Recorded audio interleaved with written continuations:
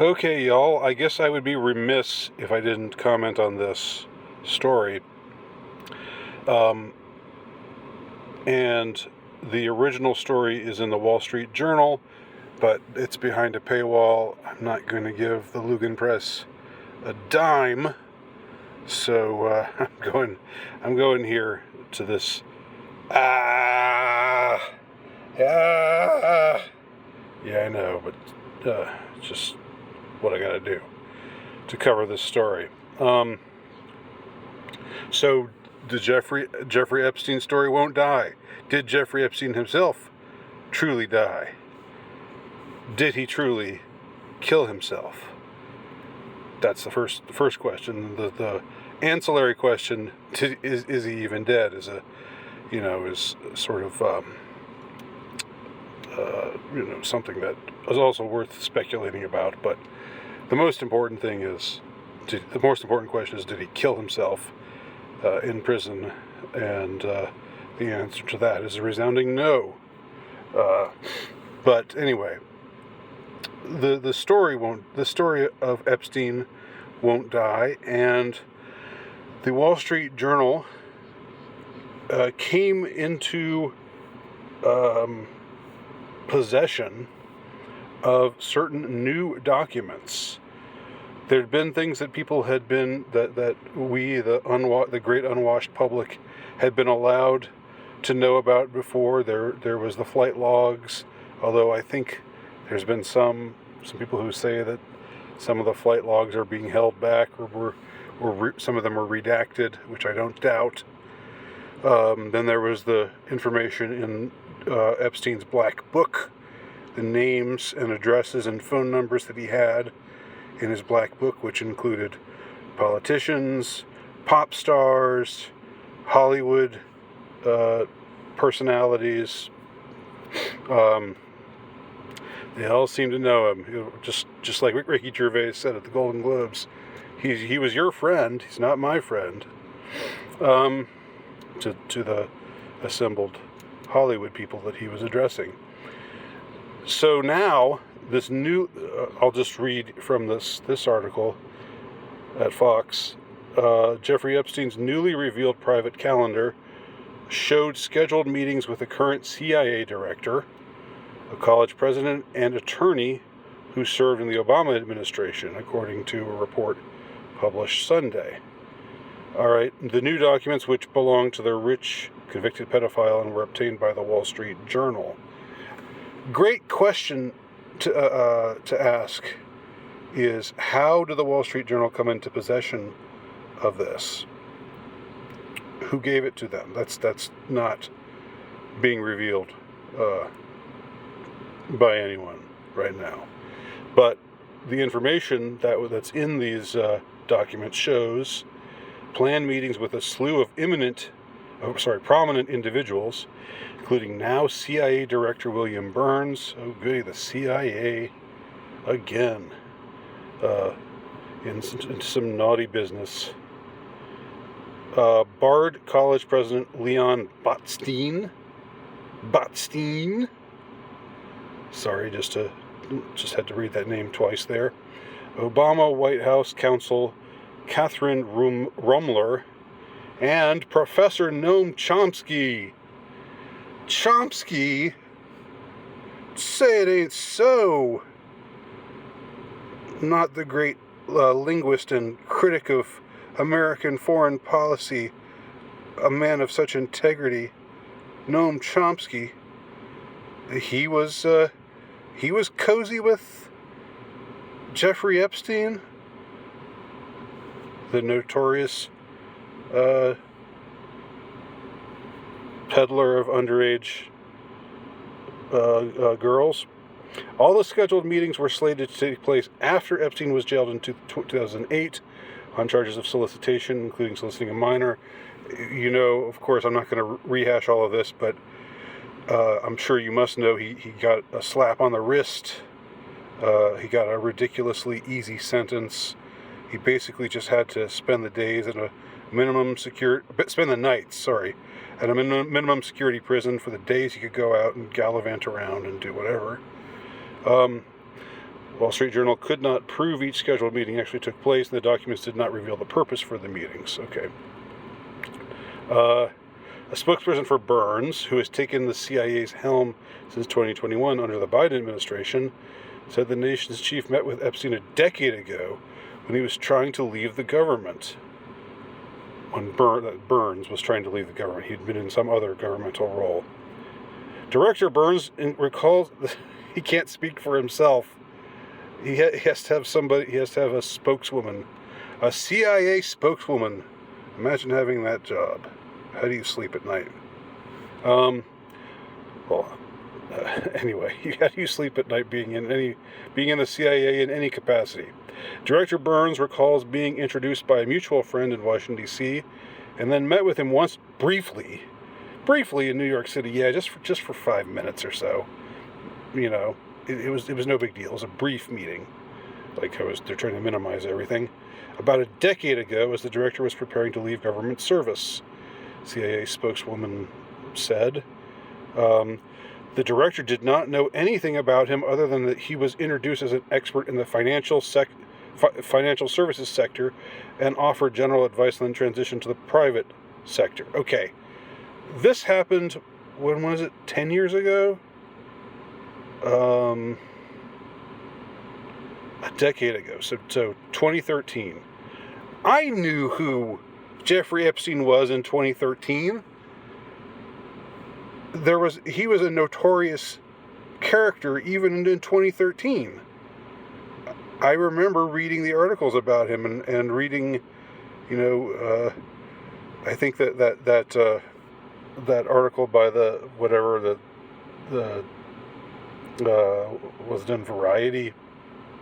The talented Mr. Epstein, I think it was called, and Coulter also had written some things. I mean, it was out there. And now the current CIA director is feigning ignorance through, not even himself going out and saying that. He's just sending his spokeswoman out to issue these denials. Bullshit! The director did not know anything about him. Bullshit. Other than that he was introduced as an expert in the financial sector. Bullshit. The director does not recall any further contact. Well, that's interesting. That's weaselly language, saying he does not recall. I don't recall. That doesn't mean it didn't happen, but I don't recall it right now. Including receiving a ride to the airport. They had no relationship. They're all saying those kinds of things. They're all such weasels.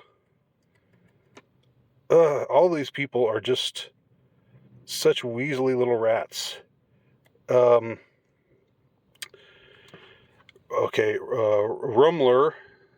this is the broad in Obama's administration, had dozens of meetings with Epstein, but they were short meetings, I'm sure.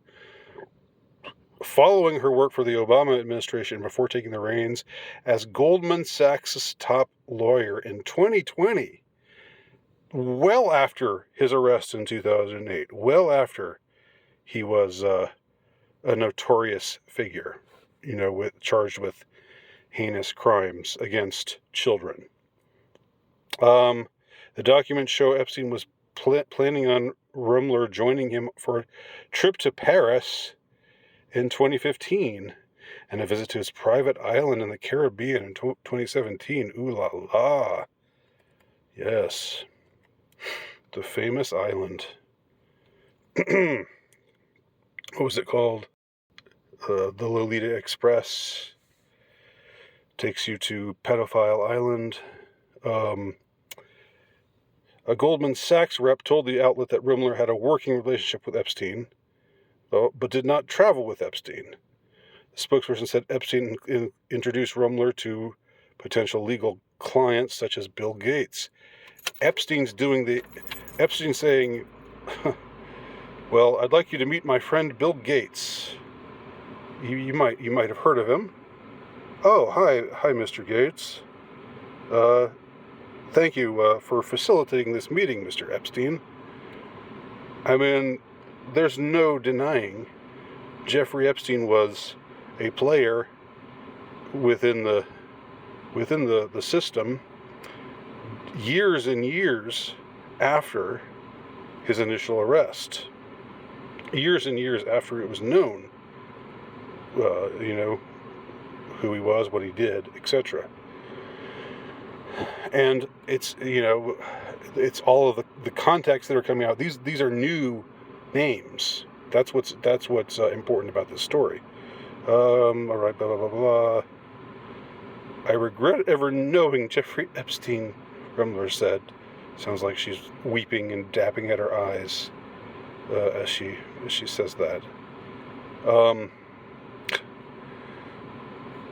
Okay. Yeah, I just have to snort and scoff. The Journal, or the Wall Street Journal, reported the majority of people they spoke to had met with Epstein for donations or to make powerful connections. Botstein, who has served as Bard College's president since 1975, still is, apparently, I guess, and since it's present tense, has served, said he met with Epstein to try to get him to donate to the liberal arts school. I was an unsuccessful fundraiser, and actually the object of a little bit of sadism on his part in dangling philanthropic support. Oh, you're the victim, Botstein. Yeah, you poor guy. You got played by the other Steen.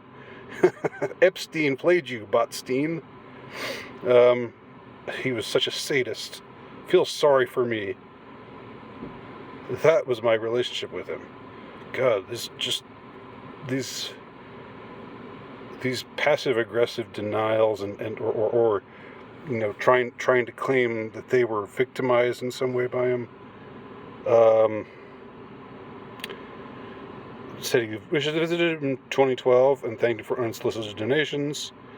We looked him up, and he was a convicted felon for a sex crime, noting that Bard has an educational program to assist prisoners. We believe in rehabilitation. Oh, isn't that kind of you? That's so kind of you and not at all self-interested, given that he was rich and powerful.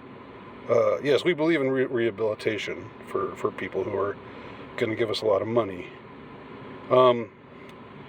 Chomsky. Now, I want to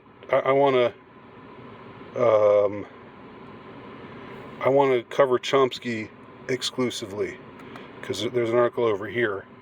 Like, of all the responses that I've read of the people exposed in this new document, Noam Chomsky's response is the most okay. Well, see for yourself. Renowned, I don't know about that. Not by me. I don't renown him, but I guess he has been held in high regard. And there was a time when I respected him. There was a time when I thought Noam Chomsky, I knew he was a left-wing kind of guy, but I thought he was a man of conscience. I thought, he was crying foul on the crimes of U.S. foreign policy, and it seemed that he was, I don't know. I thought he was. I'll admit, I thought at one time that he was a good guy, but last year he said the little thing about how people not getting the Baj are just going to have to die out, and that's not his problem. And that definitely rubbed me the wrong way. And now this, okay. Renowned academic Noam Chomsky told the Wall Street Journal that his meetings with Jeffrey Epstein are none of your business. None of your business. There they are together. Two buds. Noam Chomsky, the famed academic and activist, held multiple meetings with Jeffrey Epstein, according to the Wall Street Journal. Chomsky's meetings with Epstein took place long after the disgraced financier had registered as a sex offender, the Journal reported. Yeah. So, yeah, he didn't have any... it wasn't like he could claim ignorance like these other people are trying to do. Or I guess the Bard president said, well, we believe in rehabilitation for incredibly wealthy financiers. Anyway, so when the journal asked Chomsky at the meetings, the linguist had some choice words. Okay. When asked about connections with Jeffrey Epstein, many business leaders and bureaucrats have offered tight-lipped regrets and apologies, not Noam Chomsky. The Wall Street Journal, an exclusive published Sunday, again behind a paywall. That's why I'm not going to the source. Said it had obtained Epstein's private calendar, blah, blah, blah, blah, blah. Okay, including Chomsky, he was one of the ones who was, who it showed he had scheduled meetings with in his private calendar that had somehow come into the hands of the Wall Street Journal. From who? Question mark. Big question there. Interesting question. Who gave it to the Wall Street Journal and why? That's another interesting question. Why now? Why are we just learning about this now? Is somebody in the power block trying to shake down some other people in the power block? Is this being used as blackmail from one faction to sort of turn the screws to another faction? I don't know. These aren't my people. I don't know them. It's just speculation. All right. The linguist had some choice words. First response is that it's none of your business or anyone's. Yeah, if I hang out with a notorious sex offender, that's none of your business. Well, I would say, you're a public figure. This guy was a notorious criminal. You do owe some kind of explanation. It would be good to offer it. It's not totally out of bounds to ask you about it. Okay, none of your business or anyone's. Second is I knew him and we met occasionally. God, what a prick. See if there's anything more to say about that. So Noam Chomsky not coming across all that well here. Okay. Okay, the Journal reported that months later, according to the calendar, Epstein scheduled a flight with Chomsky and his wife for a planned dinner with movie director Woody Allen and his wife Suni Previn. Whoa!